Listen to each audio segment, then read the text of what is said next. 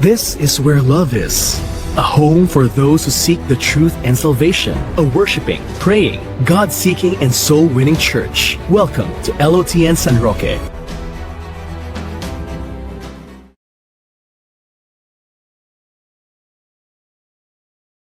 Okay, good morning. So muli tayong magpapatuloy sa ating module. Welcome back sa mga disciples. So nasa lesson 7 na tayo. So our topic for today, the beginning of our spiritual journey. Nasa lesson 7 tayo, comprehending salvation. So sa lesson po na ito ay titingnan natin closely yung ano yung salvation, na ibig sabihin ng salvation at papaano yung mga bagay na ito na nagpo-point sa ating Panginoong Yesus.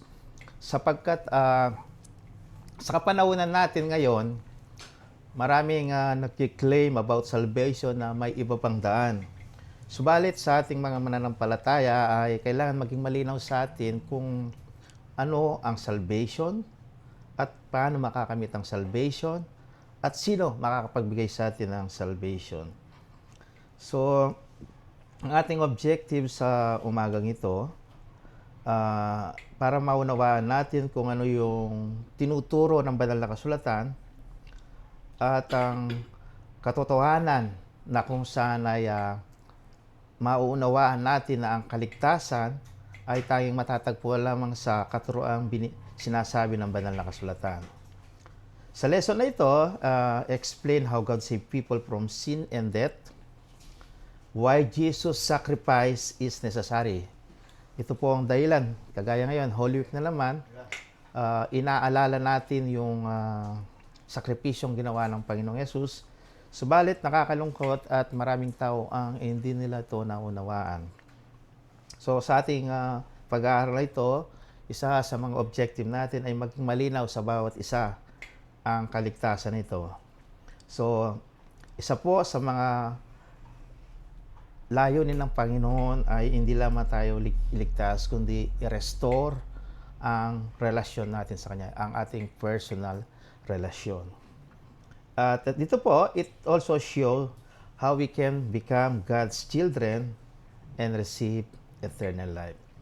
So sa ating pong lesson outline ay una po ay what is salvation?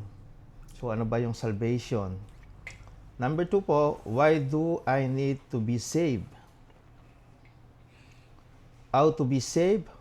Why is Jesus is the Savior? Aba ba, Shaila? Malinaw? So, what is salvation? So sa biblical perspective po, ang salvation is the saving of sinner from righteous judgment of God.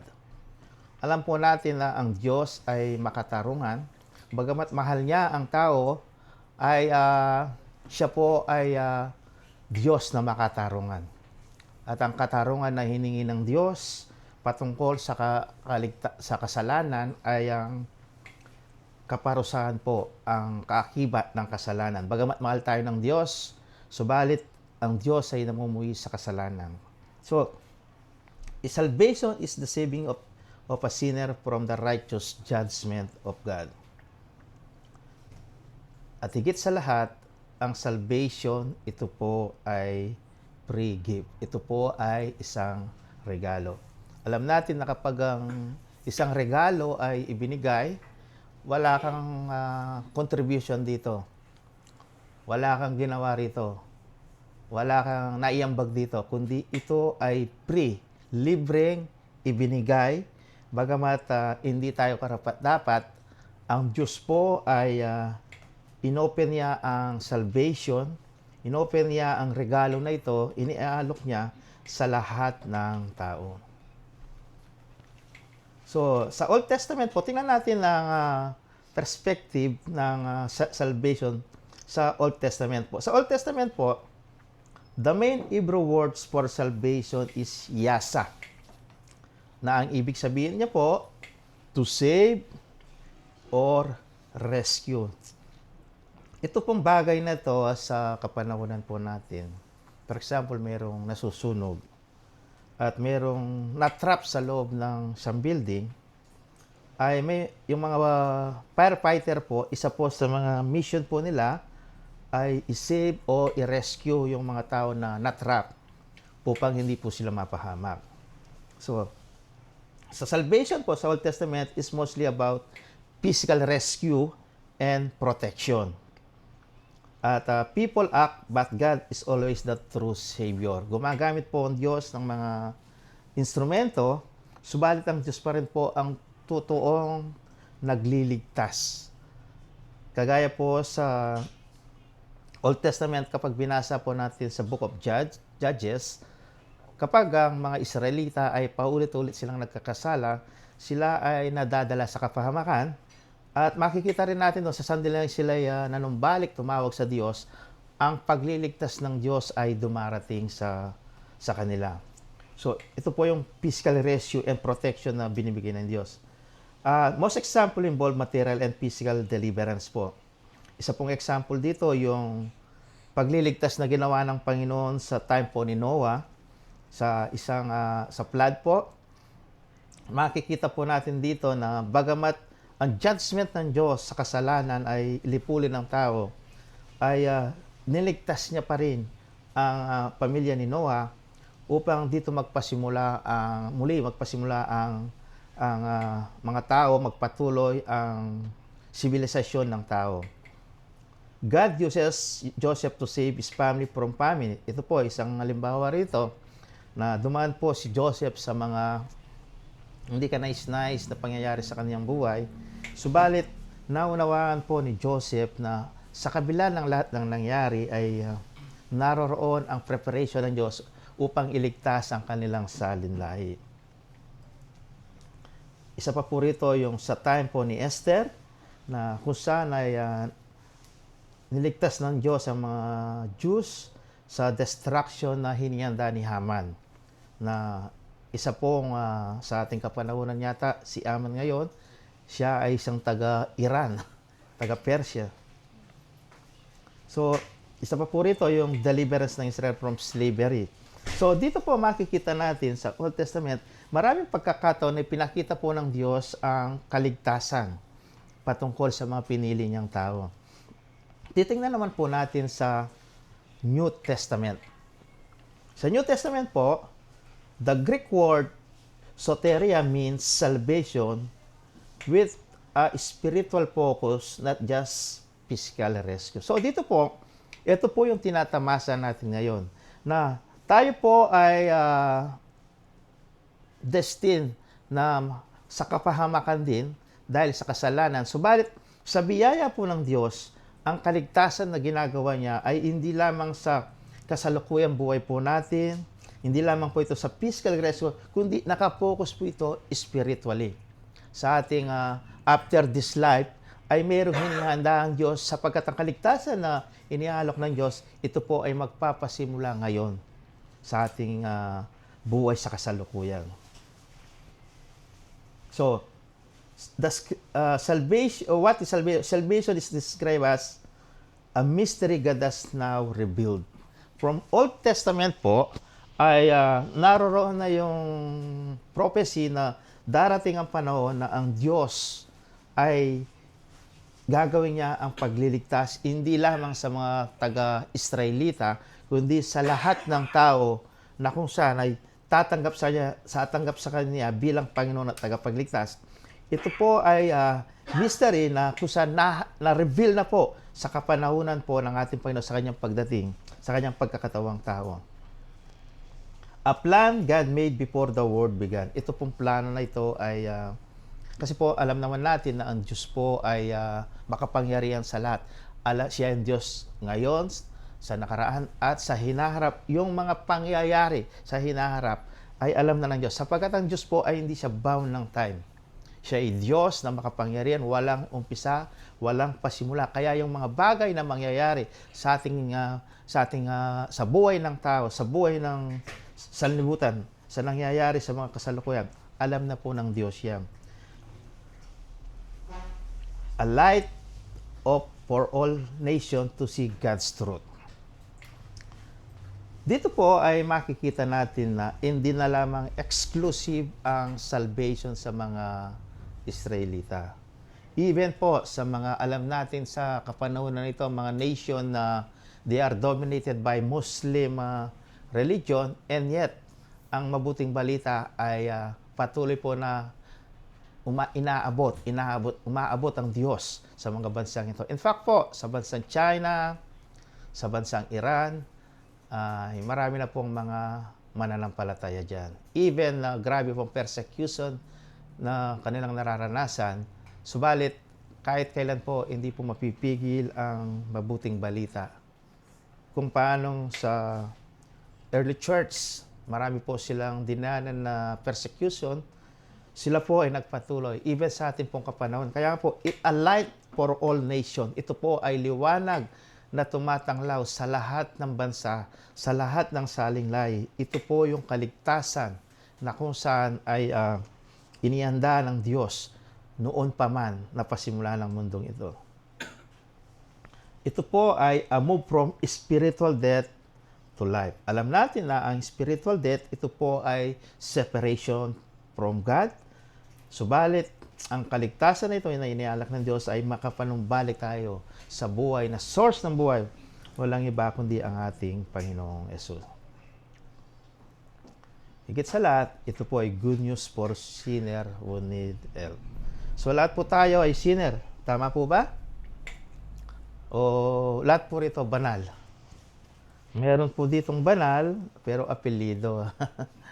So, good news for sinner who need help. Lahat po tayo ay makasalanan na ang kaligtasan po na ito na sinasabi lahat ay kailangan natin ng tulong na nanggagaling sa Diyos upang makamit natin ang kaligtasan na ito.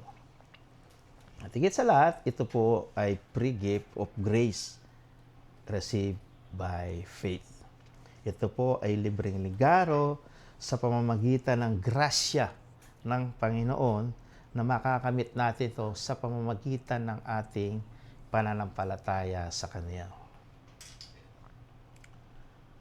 What all creation long for God to complete? Ito po yung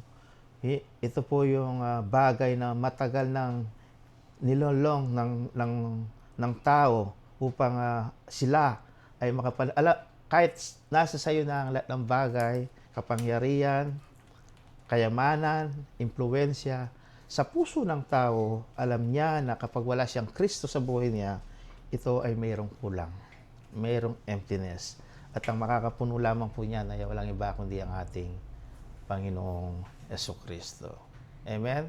Kapag nasa sa iyo ang Panginoong Yesus, parang nasa iyo na ang lahat ng bagay. Anumang sitwasyon na dumating, anumang mga problema, anumang mga challenges sa buhay, alam mo kapag ang Panginoong Yesus ay nasa sa iyo, kaya mong harapin ang lahat ng ito. Amen? May time na darating ka sa panghihina. May time na parang aayaw ka. Subalit, sabi ng salita ng Diyos, sapat ang biyaya ng Diyos sa panahon ng ating mga kahinaan. Amen po, palakpakan naman natin ang Lord. Napakaseryoso po natin. God showing His righteousness to those who believe. Sa lahat po ng mga mananampalataya, ay pinapakita ng Diyos ang kanyang righteousness. Amen? Kaya nga po, lahat ng mga taong tumanggap at nanalig sa Kanya, sila ay nabubuhay sa righteousness na binigay sa atin ng Diyos. God declaring us right with Him through faith. Dahil sa ating pananampalataya po, tayo ay kinilala ng Diyos na karapat dapat sa Kanyang harapan. Dahil sa ating Panginoong Yesus. Amen po? Kasi kung titingnan ng Diyos, ang sukatan ng Diyos ay ang sukatan ng tao, lahat po tayo ay babagsak, walang papasa. Subalit sa biyaya po ng Diyos, maging sino man tayo, naman ang ating kalalagayan sa buhay, sa santaling tayo po'y nanalig at nanampalataya, makikita natin ang katarungan po ng Diyos. At ano pa po? Higit sa lahat, God restoring our relationship with Him. Sa mga panahon na tayo po ay wala pa sa Panginoon, hindi po natin kilala ang Diyos, wala tayong relasyon sa Kanya, alam nating may Diyos, subalit wala tayong relasyon sa Kanya. Amen? Mahalaga po ang relasyon. Kapag mayroong karelasyon mo ang Diyos, dapat maunawaan mo kung ano ang Kanyang gusto at kung ano ang ayaw niya. Kasi karelasyon mo siya. Alam mo yung nakakalugod sa Kanya, alam mo yung mabibigay pighati sa Kanya, alam mo yung nakakalungkot sa Kanya. Why? Kasi karelasyon mo siya. Gusto ng Diyos ng ganong klaseng relasyon. Ito po, ako po'y naniniwala na ang relasyon na dinidesire ng Panginoon, very personal. Very personal sa bawat isa sa atin. Yung relasyon niya kay S, relasyon niya sa akin, relasyon kay Sister Mylene, personal po yan. Amen? Para bang ang relasyon niya ay parang kayo lang. Amen? Kung paanong unique ang pagkalika niya sa atin, maging ang relasyon natin sa Kanya, unique din po ito. Yung relasyon mo sa Kanya, napakalaga po ng relasyon natin sa Diyos. Sapagkat habang lumilipas ang panahon, kailangan nakikilala mo kung sino itong karelasyon mo na ito. Amen po. God praying and fully restoring His people. Tayo po ay pinapalaya ng Diyos sa mga bagay-bagay na umaalipin sa tao. Na, alam natin na nung tayo wala pa sa Panginoon, alam natin ang mga bagay na hindi tama, mali. Pero wala tayong kakayaan na ito'y ating mapagtagumpayan. Why? Sapagkat tayo po'y alipin ng kasalanan. At sabi po sa John 1:12, subalit ang lahat ng nanalig at nanampalataya sa Kanya, binigyan niya ng karapatang maging anak ng Diyos. Amen? Nire-restore ng Panginoon yung original na pagkalikha niya sa tao. Diba? Sa Old Testament, sa Book of Genesis, ang relasyon ni Adan, Eva sa Diyos ay intimate. Kasama nila sa Garden of Eden. Amen? Naririnig nila. Nakakausap nila ang Diyos. Yun ang original na design sa atin ng Diyos. At ito yung nire-restore ng Panginoon. Ano pa po? A new spiritual birth needed to enter God's kingdom. Without the spiritual birth, hindi tayo makakarating sa kaharian ng Diyos. Amen po. Ano po ba yung ini-expect natin na kingdom of God? Sige nga, tanongin ko kayo. Ano po ba yung kingdom of God na ini-expect mo after this life? Actually, magpapasimula na sa ngayon ang kaharian ng Diyos. Di ba? Sabi niya, subalit ang lahat ng nanalig at nananampalataya sa Kanya ay nagpasimula ng pag-aari ng Diyos. Sila ay pinag-aari. Ibig sabihin po, sila ay kinikilala na nila ang Diyos bilang kanilang Panginoon, kinikilala bilang kanilang Diyos, at ito po yung nagpasimula na ngayon, at ito po ay magpapatuloy hanggang sa kabilang buhay. So, ayon po sa description ng Bible, ang sinasabi ang kaharian ng Diyos ay hindi kayang ipaliwanag ng mga taong nakakita na nito. Ito po ay sobrang ganda. Doon po siguro wala nang magtitinda ng bibingka doon. Wala nang pupunta sa magpapagawa ng lote doon. Kasi sabi doon sa Bible, ano na daw yun eh, ginto yung dalan eh. Maka namin patituling gintong dalan. Di ba ba? Tapos mayroon ding puno na mayroong bunga na iba't iba ang bunga. Imagine yung description ng Bible. At hindi lamang ito, klase ng mga ginto. Actually, yung sabi ng Bible, yung dalan niya, kaya ispalto yan. Concrete. Sabi ng Bible, sa heaven, sa kingdom of God, ginto yung dalan. Isipan kaya, tingko pa kayang right of way ganita, sister. Kaya ito po, rendalan tamo. Istong gawa da rin kontraktor. Malabsala. Karen, yung kontraktor, yung Lord mismo.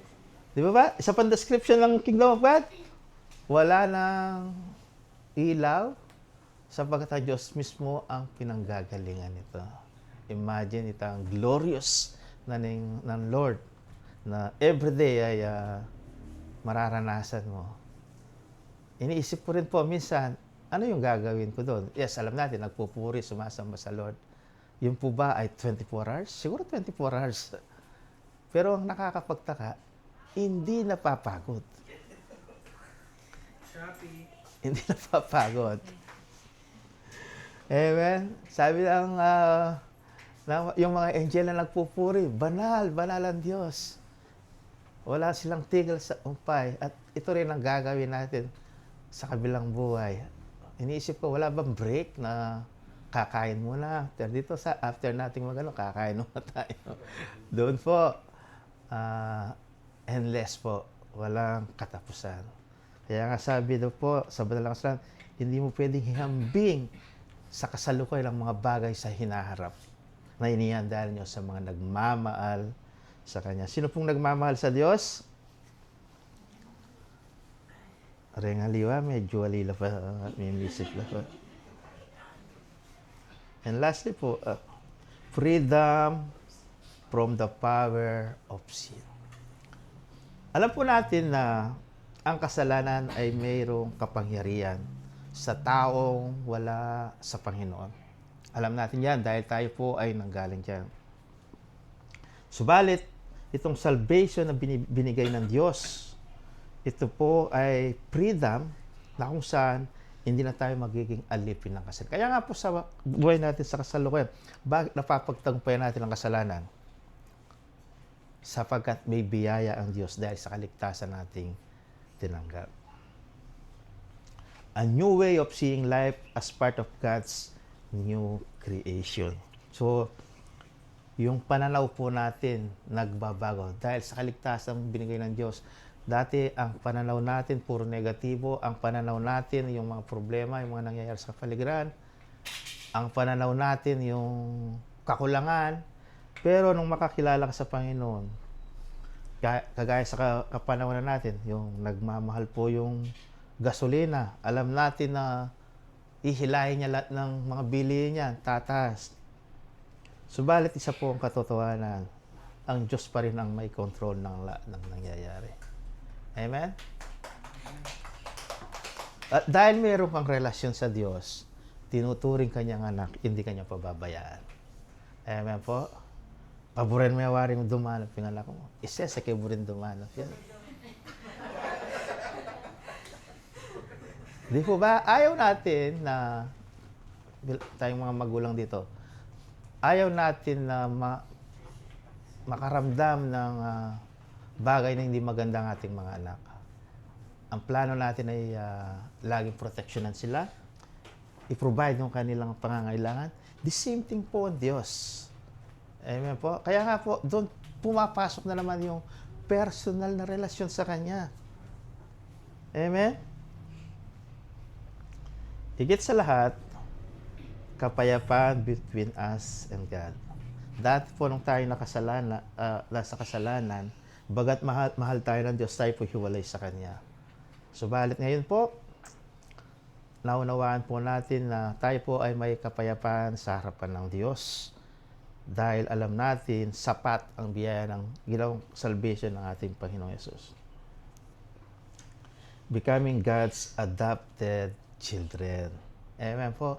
Sa mundo po, kapag inadapt ang isang anak, ito po ay legally ay nagkakaroon siya ng karapatan kung anong pag-aari meron yung nag-adapt.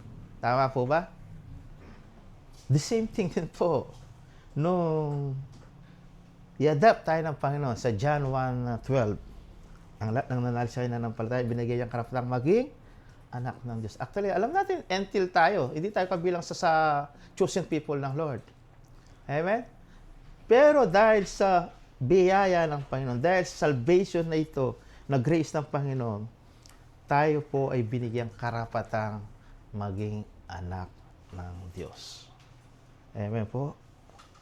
Tayo po kakalingwan ito. Anak ka ng Diyos. Being united with Christ in His death and new life. Dito po pumapasok yung if anyone is in Christ, he is a new creation. All things has passed away. Behold, the new has come. Amen po. Ang sino mang nakipag-isa kay Jesus ay isa ng bagong nilalang. Wala na ang dating pagkatao, siya ay bago na. Ang Diyos ang gumagawa ng lahat ng ito. Amen po. At salvation na ito, hindi lamang po ito, sa Old Testament po kasi, ang Holy Spirit ay dumarating sa mga pangkaraniwang pagkakataon sa mga chosen people ng Lord. Propeta, King. Pero sa ating kapanahunan po, nang tanggapin natin ang salvation na ito, na binigay ng Diyos, ang banal na Espiritu po ay nananahan sa atin. Kaya nga po, kapag natitempang gumawa ng kasalanan, merong nagre-resist sa kaloob-looban mo. Yan po ay ang banal ng Espiritu Santo. Amen? Yes. Ang katotohanan po, pinipigilan ka ng banal na Espiritu Santo gumawa ng kasalanan. Pero nasa sa atin pa rin ang desisyon kung i-reject natin o makikinig sa Kanya. Pangalawa po, why do we need to be saved? Bakit kailangan nating maligtas? Sapagkat our inability to save ourselves demand it. Wala tayong kakayaan sa ating sarili na iligtas ang ating sarili. Hindi ito pwedeng makukuha sa mga abuloy, hindi pwedeng makukuha ito sa mga mabubuting gawa, sa dati nating pananampalataya, ang pagkaunawa natin, ang kaligtasan ay nakakamit sa pamamagitan ng paggawa ng mabuti. Subalit sa ating pong kapanahunan ngayon, ang lahat ng mga mabubuting gawa natin, ito'y bunga ng ating kaligtasan. Amen? Letter B po, why do we need to be saved? Our standing before God demand it. Nangangailangan po ito sa harapan po ng Diyos na wala tayong magagawa sa ating sa sarili. At ang kaligtasan po na ito, hindi ka pwedeng humarap sa Diyos pagdating ng panahon na hindi ka ligtas. Kaya nga po, dun sa parable po, iniwalay niya yung tupa at mga kambing. Ang tanong lang dyan, pagdating ng panahon, sino ka doon? Pagdating ng panahon, why do we need to be saved? Sapagkat ito po ay nagdidiman sa ating kalalagay sa harapan ng Diyos. Hindi natin, kailangan natin ng kaligtasan. Why do we need to be saved? Our sin before God's demand it. Ang ating kasalanan ay nangangailangan ng tagapagligtas. At ito ay hindi natin magagawa sa ating sariling kakayaan. How to be saved? So alam natin na tayo po ay naligtas sapagkat may mga taong tumugon. May nag-preach sa atin patungkol sa gospel. Tama po ba? Iba-iba po kung paano tayo nakakilala sa Panginoon. Pero isa po ang katotohanan, mayroong mga tumugon at yon ang ginagawa rin natin to preach the gospel. Hearing the message. People need to hear the gospel, the power of God's salvation. Believing the message. Upon hearing, they need to believe in the Lord Jesus Christ and accept Him by faith. So, meron lang papakitang video yung gaano ka-importante po ang pag-share ng gospel.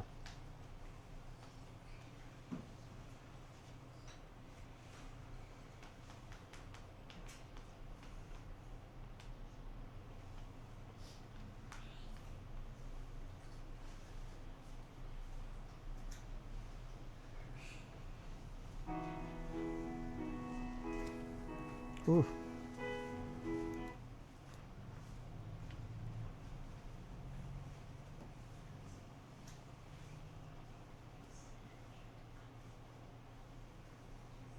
Siguro po tapusin ko muna ito bago pakita yung ano.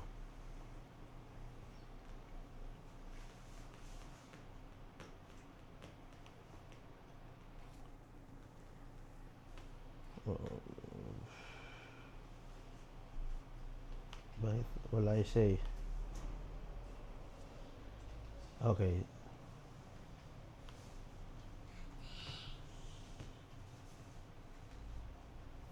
Tapusin ko muna ito.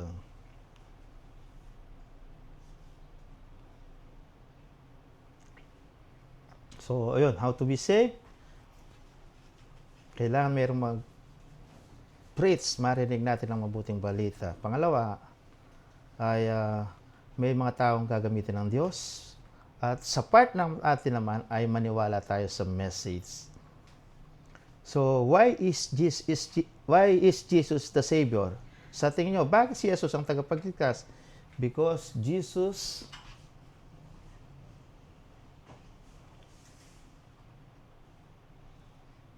Why Jesus is our Savior? Because of Jesus' role in God's plan of salvation.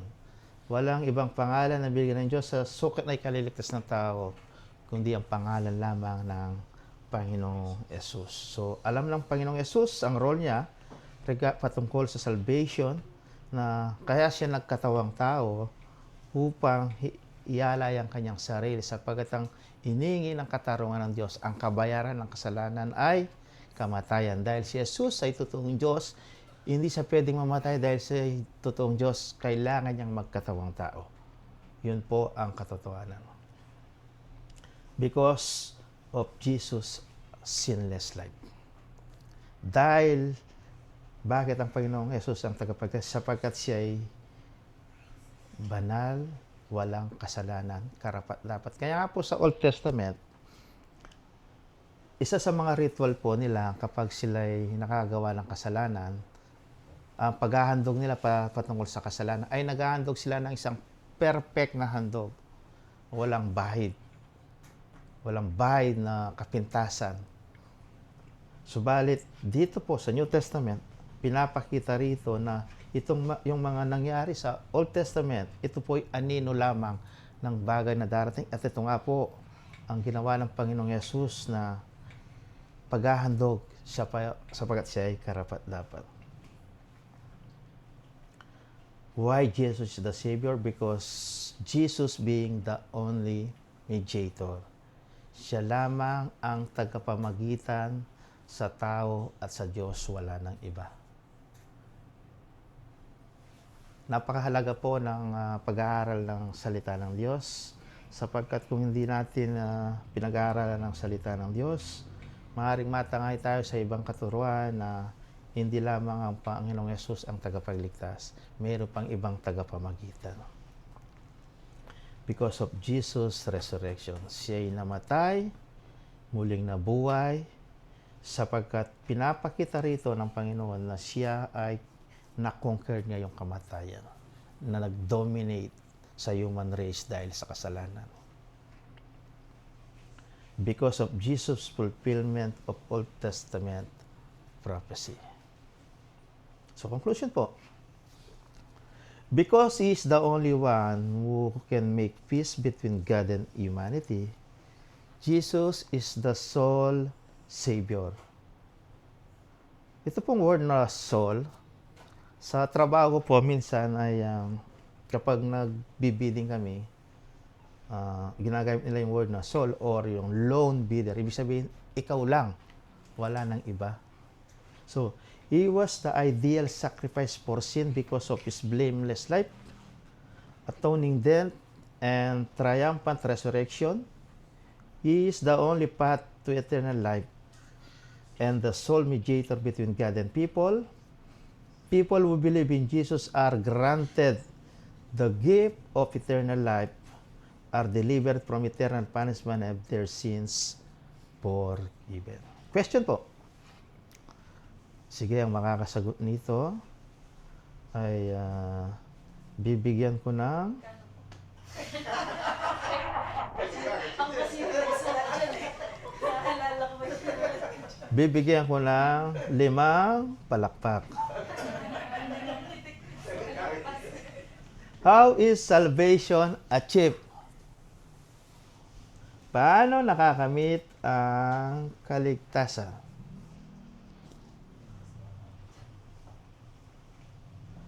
Wala yata sagot. Uli nga lang value.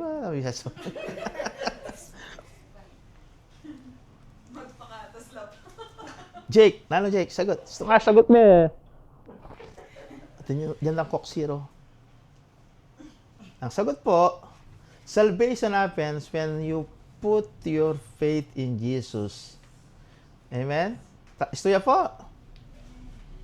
We are saved because Jesus died for our sin and rose again. When we believe in Him, repent and accept Him as Lord, He gave us a new life. So, nakakamit ang kaligtasan kapag ang ating pananampalataya ay nilagay natin, pinaniwalaan natin ang ginawang sakripisyo ng Panginoon. Pinagsisihan, tinalikdan ang kasalanan. Sa mga last lesson po natin, ano po yung repentance? Change of mind, change of heart. Amen? Question number 2. Is baptism necessary for salvation? Kailangan niya ba yung baptism para maligtas ka? Ang sagot po, baptism ay importante niya po. But it is not what saves us. Ang nagliligtas sa atin ay ang pananampalataya sa Panginoong Yesus. So, ang water baptism po, ito po ay public sign na we belong to Jesus.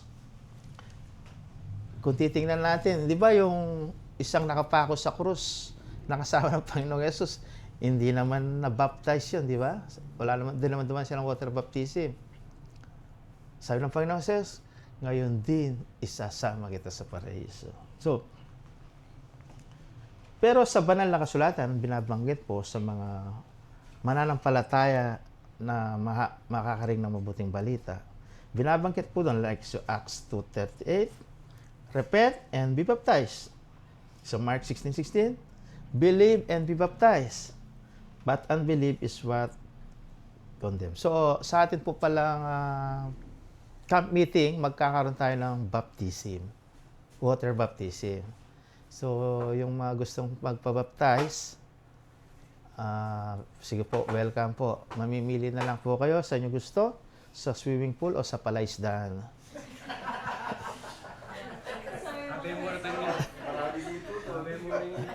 Pagkata pong palaisdaan, pwedeng mag-stay ka ng takarengito, mga ragulan.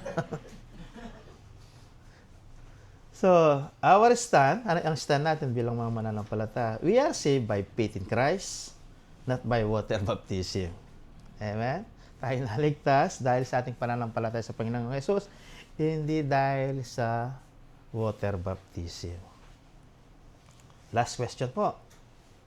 So, yung may kasagot kanini, atin yung extra, may itong tasang papahitan. Very controversial po ito. Itong question na ito. Can a person lose their salvation? Sige, ako na tayo. Say, yes or no? S. Jam. Yes. Says. Yes kayo nga po. Sister Mylene, mag-isip yun. So, ang sagot po, very debatable yan po kasi ito. This is a debatable topic among Christians. So, merong naniniwala, yung lalo na yung OSAS, once saved, always saves. Meaning na, that true believers cannot lose their salvation, while other believers, that a person cannot fall away from their faith and lose their salvation. So, ang po ganito ang pananaw ko. Ang kaligtasan po ay, ang isang taong ligtas ay mananaltiling ligtas kung hindi siya babalik sa kasalanan. Walang pwedeng kumuha ng kaligtasan na ito kung ang isang tao ay nagpapatuloy na lumalakad ng ayon sa kalooban ng Diyos. Amen? Subalit yung mga nagsasabi na niligtas sila pero nagpapatuloy sa pagkakasala, ang tanong doon, baka hindi nila tinanggap ang tagapagligtas. Ang isang taong ligtas, di nagpapatuloy sa pagkakasala. Amen? Kasi po, di ba, ang declaration, tinatanggap si Panginoong Yesus bilang Panginoon at tagapagligtas. Dalawang word po yun, ha? Panginoon at tagapagligtas. Pag sinabing tagapagligtas, pwede mo siyang tanggapin na tagapagligtas, pero hindi mo siya tinatanggap bilang Panginoon. Kapag kailangan tanggapin mo pareho yon, Panginoon at tagapagligtas. Dahil siya'y Panginoon na tinanggap mo, siya na ang nasusunod sa buhay mo. Kaya nga, hindi ka nagpapatuloy sa pagkakasala sapagkat ang Panginoon mo ay hindi nalulugot sa kasalanan. Amen po? But what we hold of this, only in Christ do we not lose our salvation. Ito po, staying close to Jesus keep us secure. Amen po? Kung lumayo ka sa Kanya, nagpatuloy ka sa pagkakasala. Yes, mawawala ang salvation kung after mo siyang tinanggap na bilang tagapagligtas at hindi mo tinanggap na Panginoon, nagpatuloy ka sa pagkakasala, hindi ka ligtas. Kaya nga, doon sa parable ng Panginoong Yesus, yung pinagawa niya yung kambing at yung mga tupa, sabi ng nasa kabila, Panginoon, nagpahayag kami ng salita, nagpalayas kami ng demon sa mga pangalan mo. Anong sagot ng Panginoong Yesus? Hindi ko kayo nakikilala. Amen po. So, yun po ang ating meron notes dito for deeper teaching, please see the church doctrine. So, gusto ko lamang pong ipakita ang isang video na mai-encourage po ang lahat sa bagay na ito.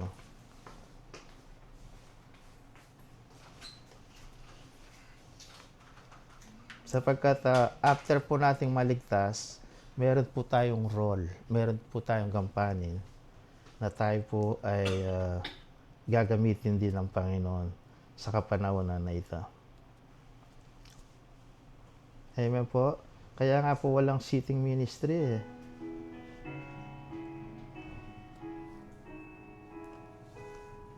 Napakalaga ng evangelism.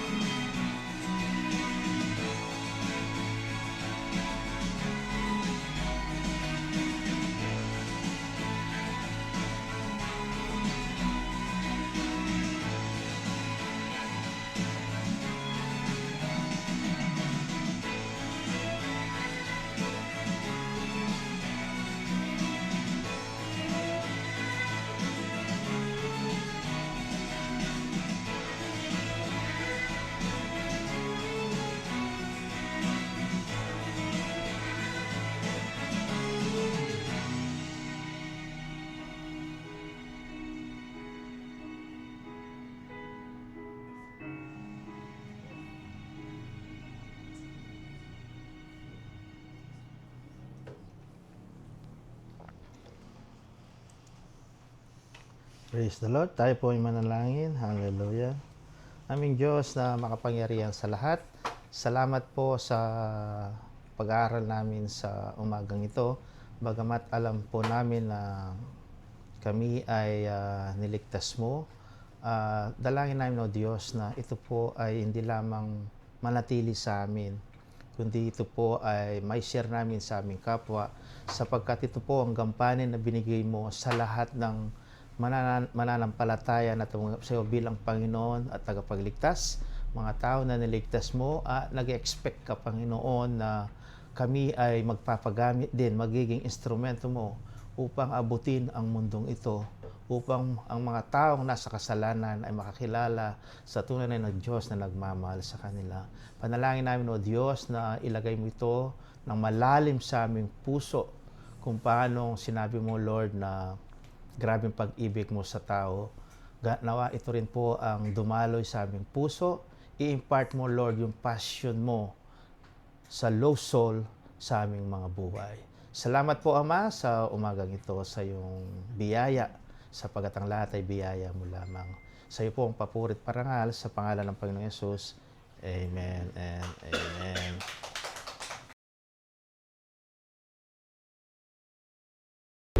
This is where love is. A home for those who seek the truth and salvation. A worshiping, praying, God-seeking, and soul-winning church. Welcome to LOTN San Roque.